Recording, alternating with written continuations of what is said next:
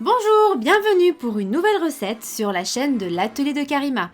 Aujourd'hui, nous allons préparer ensemble une recette traditionnelle d'Algérie qui s'appelle El Qalbellouz. Voyons la liste des ingrédients. Il nous faudra 200 g d'amandes en poudre, 250 g de sucre, 50 g de beurre fondu, une pincée de sel, une demi-cuillère à café de cacao en poudre, 100 ml d'eau mélangée à 2 cuillères à soupe d'eau de fleur d'oranger, 500 g de semoule grosse. Commençons par la préparation de la semoule. Bienvenue à l'atelier de Karima, embarquez vers la cuisine du monde. C'est parti! Dans un récipient, mélangez la semoule, le sel et le sucre.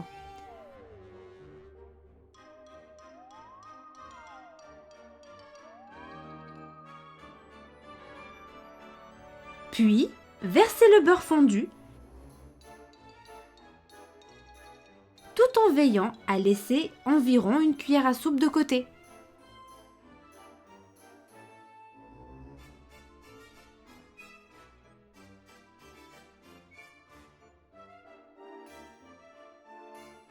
Mélangez avec insistance la préparation en prenant le soin de frotter toute la semoule entre les deux paumes de la main.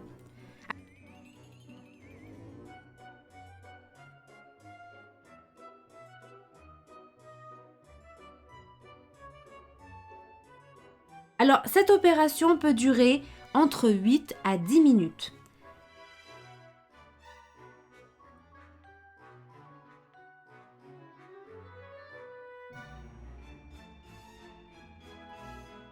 Prenez vraiment le temps de travailler la semoule car c'est cette étape qui est déterminante dans la réussite de ce gâteau.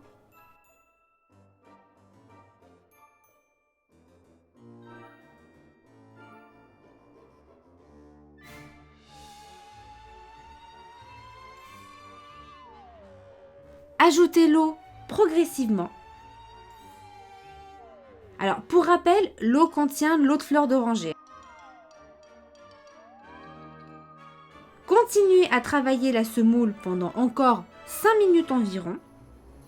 Filmez et laissez reposer toute la nuit. Bon, pour les plus pressés d'entre vous, vous pouvez laisser 6 heures uniquement. Après, je tiens à préciser qu'il est préférable de la laisser toute la nuit pour respecter la vraie recette traditionnelle car elle sera mieux réussie. Passons à la préparation du sirop le jour même. Il nous faudra 750 ml d'eau contenant une cuillère à soupe d'eau de fleur d'oranger, une rondelle de citron et 250 g de sucre.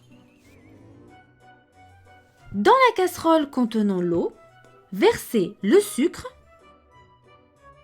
et la rondelle de citron, puis portez à ébullition. Au moment de l'ébullition, comptez 20 minutes de cuisson.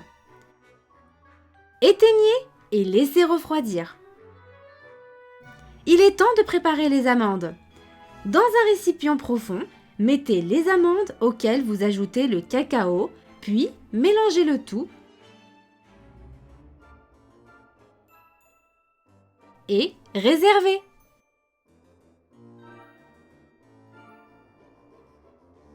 Après avoir laissé reposer le tout une nuit ou bien 6 heures,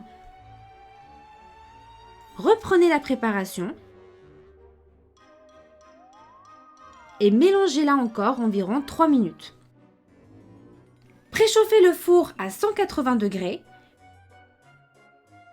puis prenez un moule préalablement beurré de 30 cm de diamètre, puis étalez progressivement la moitié de la semoule.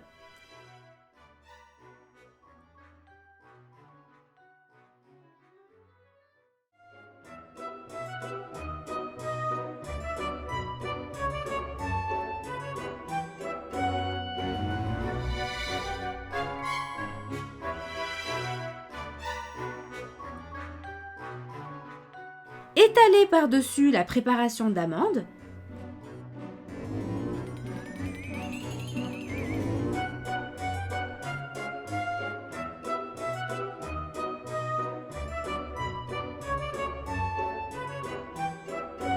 Puis,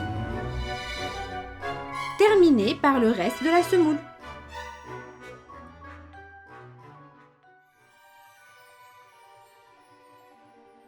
À l'aide d'un coupe-pâte, uniformisez la surface du gâteau.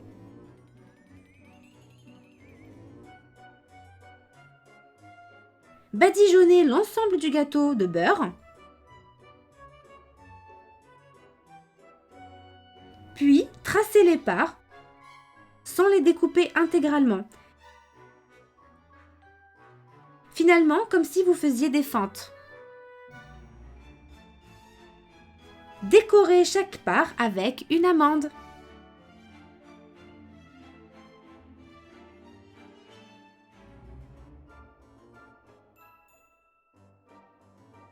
Enfournez à 180 degrés pendant environ 45 minutes. Alors, dès que la surface est parfaitement dorée, sortez la préparation du four. Arrosez le gâteau de sirop.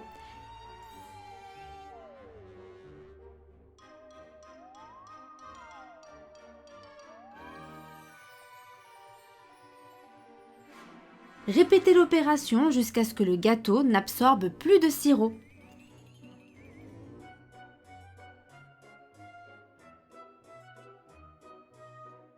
Et voilà, le tour est joué. Laissez refroidir et consommer. Il n'y a plus qu'à la déguster avec un bon thé.